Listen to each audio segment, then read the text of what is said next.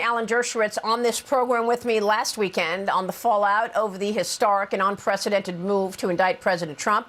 Joining me right now to weigh in is the chairman of the House Administration Committee, Wisconsin Republican Congressman Brian Steil. Brian, thanks very much for being here. You pushed back, was one of the writers of that letter to Manhattan DA Alvin Bragg, wanting information behind this suit. He wrote back saying you're actually breaching his sovereignty in New York. Where do we stand on that? I think we asked him three important questions, and we got a very telling answer on the first one. Are there federal dollars at play in this investigation? In his response, he admitted that, yes, there are federal dollars at play. I think we still need to know the answer to the second two questions. Is he in coordination with the United States Department of Justice? I think that's relevant because the United States Department of Justice looked at this case and chose not to move forward. And then third, is he usurping federal power over campaign finance law, federal campaign finance law? It's the reason that we ultimately need to get answers to the question. The principle here, Maria, is that everyone is treated equally under the law. And it's all the more concerning when you look at this DA having a track record as it relates to public safety on the streets of New York that I think most Americans disagree with.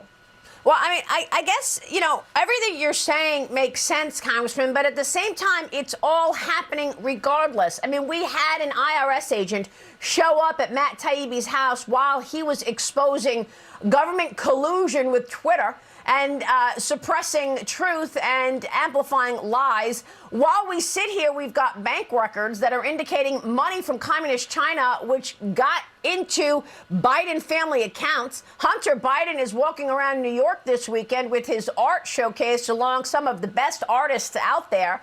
You're talking about all of this upset, but what are you doing about it? And what can really be done if you don't have a willing DOJ?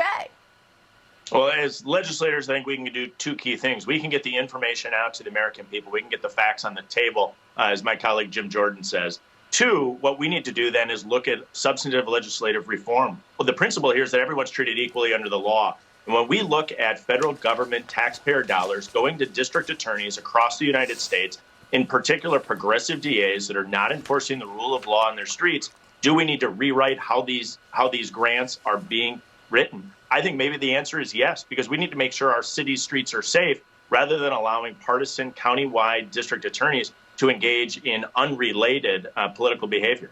Yeah, well, I'm going to be watching what you can do about it because there is a lot here. And at the same time, you've got economic issues as well, a couple of weeks or months away from the debt limit as well. So we'll be watching that side of it as well. Thank you very much, Chairman of the House Administration Committee, Congressman Brian Steil, for being here this morning. I want to bring in former Director of National Intelligence.